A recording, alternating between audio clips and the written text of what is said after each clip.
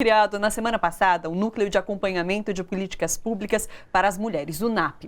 Entre as ações de caráter analítico está a monitoração de ataques e retrocessos relacionados aos direitos das mulheres pelo governo Jair Bolsonaro. O grupo é suprapartidário, quer alcançar as mulheres que vivem em locais mais isolados do Brasil e ser um espaço de estratégia e resistência. Vale lembrar que nas eleições do ano passado, as mulheres comandaram a campanha Ele Não e foram uma pedra no sapato da candidatura do capitão da reserva. Uma pesquisa do Datafolha do mês passado sobre o seu governo apontou 33% das mulheres entrevistadas acham o desempenho de Bolsonaro ruim ou péssimo, visivelmente uma desaprovação, não é, ministra? Total, não tem a menor dúvida. Primeiro quero cumprimentar vocês duas, parabenizar o programa. Obrigada. E evidente que eu não assisto porque eu estou trabalhando, mas eu sou uma assídua telespectadora da TVT e venho muito no seu jornal. Sim. Né? Bem, eu acredito, eu quero começar divergindo um pouco da Sinara na pergunta que você fez para ela, com a análise. Sim, né? O que pode acontecer? O que pode acontecer? Eu não acho que eles vão recuar. Eu não acredito que eles são perdidos, eles são improvisados, mas eles têm um norte. Né? E o norte dele tem dois focos. É um governo conservador, fundamentalista, fascista, misógino, lesbofóbico, né? Ou seja, todos os direitos na pauta identitária e dos costumes estão derrotados. Né? E são o alvo principal. Sem dúvida nenhuma, o feminismo, como um movimento que nasce e renasce ao longo do processo histórico, né? Ele adquiriu, nas últimas décadas, um patamar de sujeito político que incomoda. Sim. Que incomodou, que incomoda e que abriu as janelas para outros, por exemplo, LGBTI e o racismo, por mais que o racismo seja histórico e secular, é uma dívida histórica que nós temos com as mulheres negras, com a população negra no nosso país, porque a bonitinha de olhos azuis, ela assinou a abolição da escravatura, mas ela não assinou condições de oportunidade para que os escravos e as escravas saíssem do sistema de violência, de escravidão. Vide que nós temos até hoje as empregadas domésticas, e que são negras. E quando... Para nós a escravidão não acabou, né? Não, de jeito nenhum. Então, mas as mulheres negras também, no roldão do feminismo, criaram o feminismo negro, que é fantástico, que deu um... Atuante, forte. Uma das maiores forças hoje. A gente conversou segunda-feira sobre eu isso, tenho a maior honra de ter, junto com a presidenta Dilma, sancionado a lei da PEC das domésticas. Não só ela sancionou, e eu batalhei no Congresso com a Benedita e toda a bancada. Né? A PEC das domésticas, que é o início do término da escravidão nas nossas próprias casas. Eu apanhei no aeroporto de Congonhas quando eu era ministra, levei um tapa de uma madame na cara por causa da PEC das trabalhadoras domésticas. Né? E a outra questão foi que eu tenho o maior orgulho de a primeira marcha das mulheres negras nacional, eu estar ministra e ter contribuído, estar lá junto com a presidenta Dilma. Então é muito importante.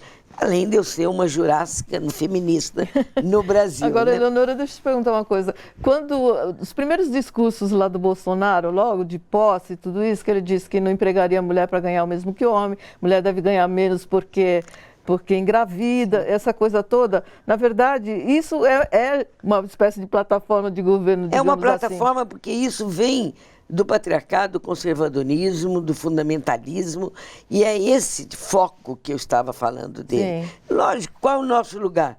Quando a gente entre diz que aspas. ele não tem programa, Fogão quando e o você tanque. vê quando você vê esses comentários, está aí o programa. Está aí um programa e Sim, nós não podemos nunca esquecer que ele não tem um programa, ele tem. E é dentro desse foco que ele pôs a Damares no ministério, que é o maior retrocesso, porque em vez de tratar da mulher, dos direitos da mulher, trata da família. E uma família reducionista, que é a família heterossexual compulsiva, fecundante compulsiva. Então, ela desconsidera todas as outras famílias. Sim, Que por e direito relega a eles mulher assim. à condição de tomar conta dos filhos e vai cozinhar e lavar roupa. Doméstica, Doméstica. da única, sem salário. Sem salário. Né? Sem Esse salário. detalhe. Então, esse foco é muito importante, que é o foco misógino. Sim. Lesbofóbico. Se nós perdemos esse foco do fundamentalismo, nós não vamos conseguir compreender essa loucura toda que está acontecendo. Não é à toa que tem um Olavo de Carvalho, que é o guru. Sim. Né? E o outro foco é o foco do radicalismo neoliberal, das políticas mais cruéis neoliberal. Então, é aí que se cruza o neoliberalismo com o fundamentalismo e o neoliberalismo mais radical, que captura esse sujeito feminista e coloca que o fato das mulheres estarem na presidência de algumas grandes empresas, por exemplo, a TAM, significa que a desigualdade de gênero e de raça na cadeia de produção, de organização da TAM acabou. Mentira! Mentira! Na base, ela está lá. As mulheres continuam ganhando 30% a menos do que os homens. As mulheres estão... As mulheres brancas.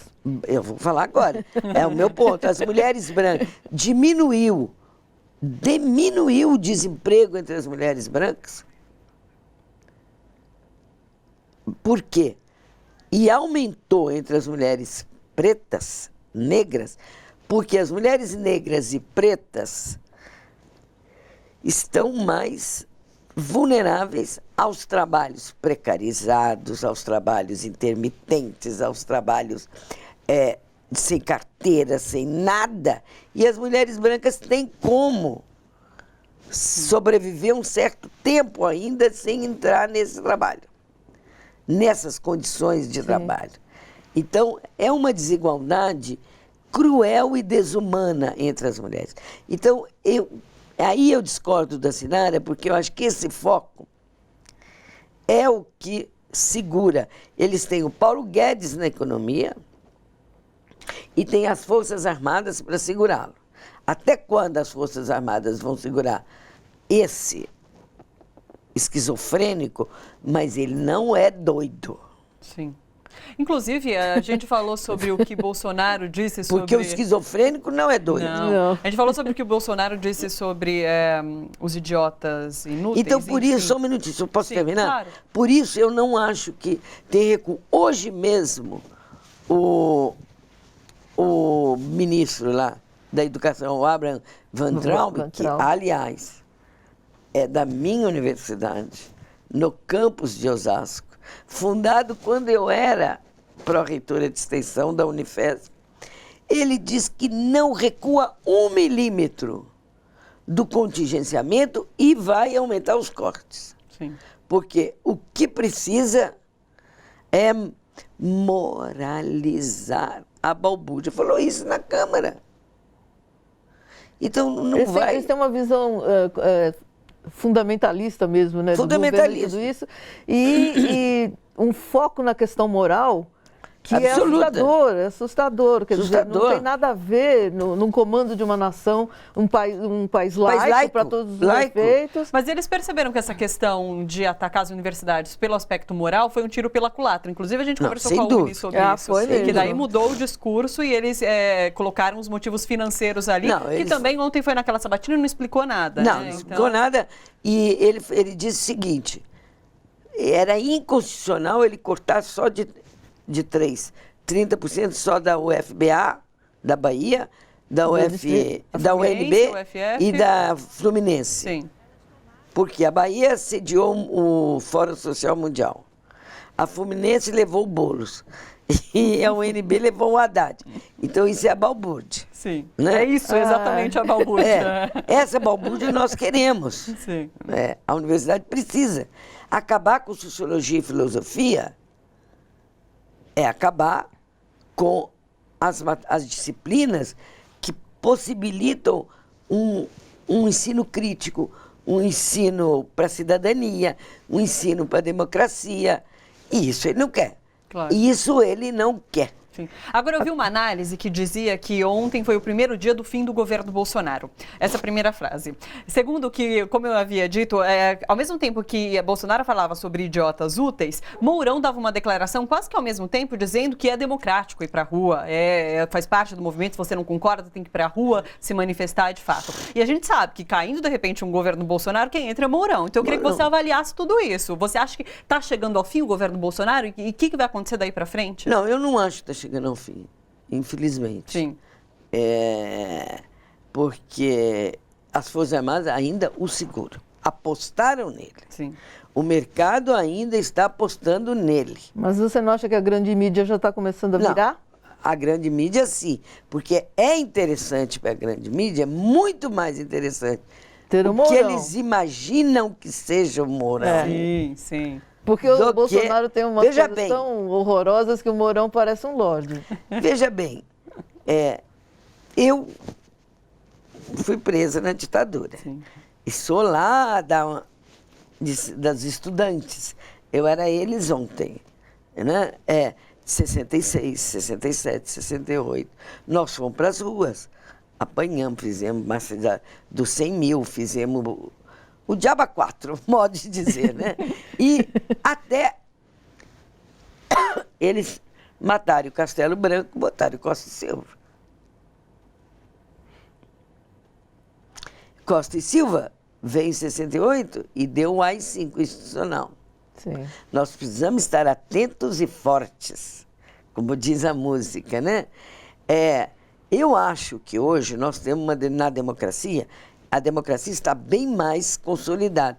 Aliás, pensávamos que estava, né?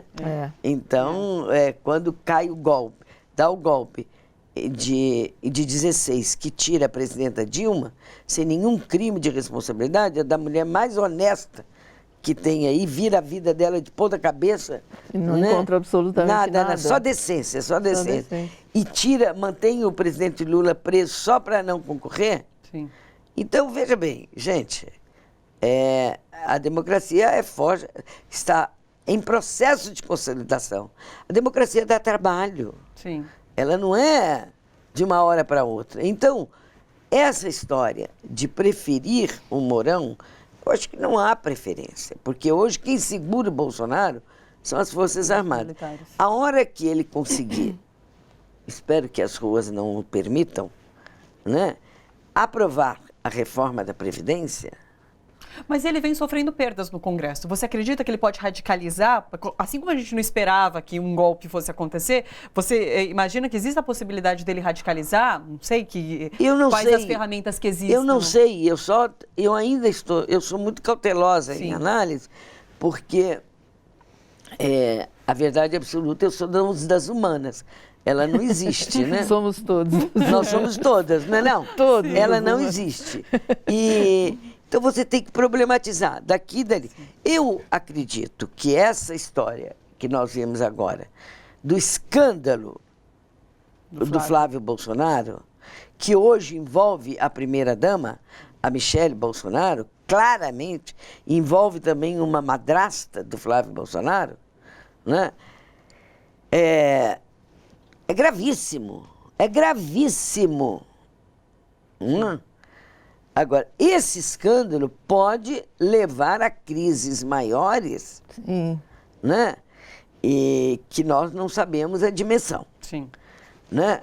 O outro lado é a saída do COAF, do Moro, para a economia. É o seguinte, na economia nós temos garantia, o Congresso Pessoas que não vai vazar nada. Sim. Aqui no Moro, ele foi posto lá para vazar da esquerda, ou vazar quem ele quisesse do centro-direita, do centro, bem, não existe mais centro. Seria uma arma nas mãos do Moro. É. É total, Sim, total, e o Bolsonaro perdeu essa. sim. Então, nós estamos numa situação tão pantanosa que para mim, não aprovando a Previdência, que nós teremos uma luz para sabermos para onde nós vamos, né? Não resta a menor dúvida. Até agora, nesses quase 4 meses, né, o que nós vimos foi só barbaridades. Crueldade de todos os lados. Sim. Né? Eleonora, deixa eu te perguntar uma coisa, voltando um pouquinho no NAP. Foram levantadas eu todas... quero falar. Pois é, gente, vamos Mas lá concentrar esse assunto. Tanta coisa. A gente acaba viajando. Não, eu estava tantas histórias. respondendo, conversando com a Sinara. Então, mas voltando um pouquinho, levantadas todas essas questões, qual é o próximo passo? Quer dizer, vocês fizeram essa compilação todos dos problemas nesses 100 dias de Bolsonaro e, de posse desse documento, o que acontece em Olha, seguida? agora o que nós vamos fazer? Se você me permite, rapidamente, nós dividimos o NAP, para quem está nos assistindo, em 5... São tantas desgraças que a gente precisou priorizar.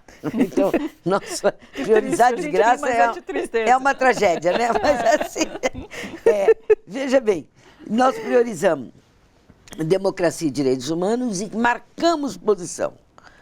O governo Bolsonaro determinou que tem 4 pautas que são fundamentais para ele destruir, né? As mulheres, os direitos das mulheres, direitos humanos em qualquer dimensão do que ele imaginar que possa ser direitos humanos, Sim. né? Indígenas, por causa dos ruralistas, né? Quilombolas. Que indígena, quilombola e tudo Índios. mais que Você falou indígena. Pobre, negro e LGBTI. Sim. Ele, pronto, definiu como prioritário isso daqui. Então, nós pautamos a democracia e direitos humanos aqui.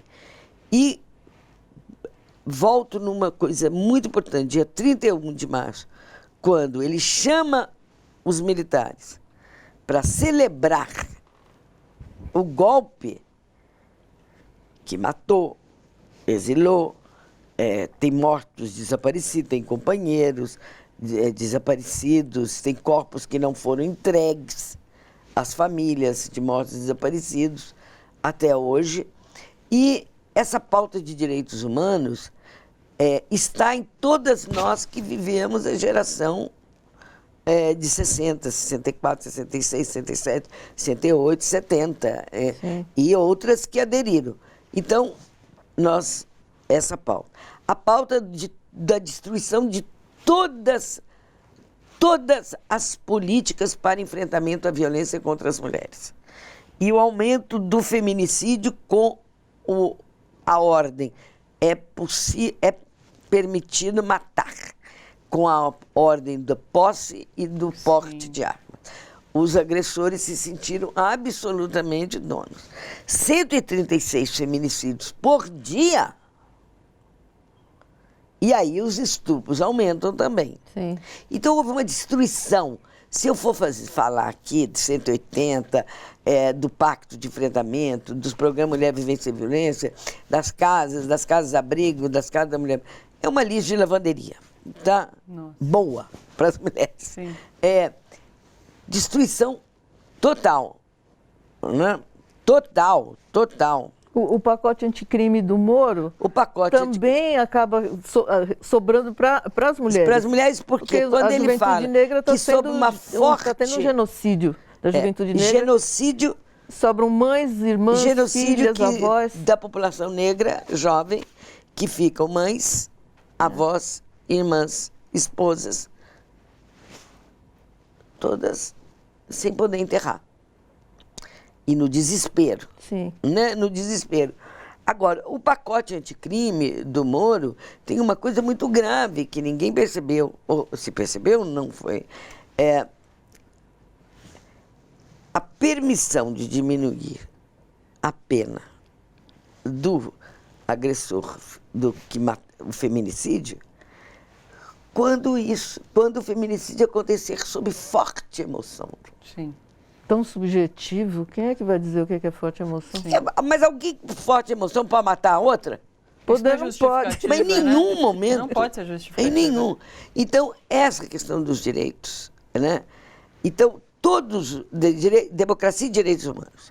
Primeiro, e vimos que todos os projetos, tanto o pacote anticrime do Moro, como a reforma da Previdência, são misóginas, porque visam as mulheres pobres e as mulheres negras. Sim. Isso eu não tenho a menor dúvida. Aí, essa pauta é fundamental às mulheres, porque a violência contra as mulheres é uma questão de violação dos direitos humanos. Claro. E aí, enfrentamento à violência, que é a segunda questão. Não passou 3 meses, não passaram 3 meses, o Congresso aprovou dar atribuição às delegadas e a qualquer juiz a expedirem a medida protetiva. Quando a atribuição mais correta é dos juízes especializados, que são treinados nas varas especializadas para identificar o que é uma violência de gênero e o que não é uma. Sim. Que é uma violência doméstica e o que não é. E, além disso, as delegacias não têm contingente, não têm recursos humanos sequer para interrogar o agressor. Sim. E nem para abrir durante o final de semana, nem nos feriados. Aqui em São Paulo, agora que a delegacia da Sé abriu, que é de 85. Sim. Então, como é que ela vai ter alguém para expedir a medida protetiva, entregar a medida protetiva? A mulher morre. Foi aprovado e sancionado semana passada, né? Muito bem. É nessa questão da violência, né? É básico para a gente, é o segundo item muito forte, né? Que nós vemos que agora, se passar o projeto que impede o aborto nos casos previstos em lei, Sim. que é do estupro, de risco de vida de mãe e da risco de morte da mãe e a anencefalia, pô, nós voltamos aonde? A idade... Inclusive, essa discussão estava pautada para o STF discutir a questão da inclusão do aborto de aumentar legal a permissividade. por conta do Zika, em mães que tiveram o vírus Zika. Isso foi tirado de pauta e os ministros do STF alegaram que é uma questão iluminista, que não temos um momento propício para discutir, exatamente. É muito preocupante, porque são pautas que ajudariam as mulheres a desenvolver o direito ao próprio corpo. A gente já está se aprofundando nesse debate. E o próprio STF retira uma pauta dessa? Não, retirou, porque o STF, embora ele seja uma corte com o STF, que ele tem que ser isento, ele não é. Sim. Já tem demonstrado por várias atitudes dele, né? A falta de isenção dele. Na questão, né, então, da educação, eu quero frisar 2 coisas. O ensino domiciliar, Sim. que está passando no Congresso, e ele já deu uma portaria,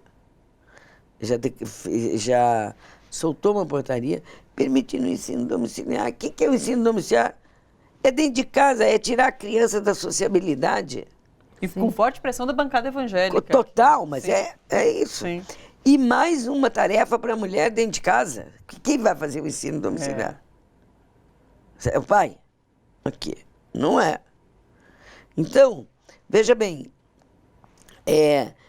tira a criança e a criança não vai ter condição. Isso é um risco seríssimo de todos os níveis por onde você olha, você vê essa criança, como ela vai se defender na vida, como ela vai se colocar. E a escola sem partido. Que sem partido o quê? De um partido, sim. É um partido nazista, é um partido ideológico, é um partido fascista, é um partido misógino, né, racista.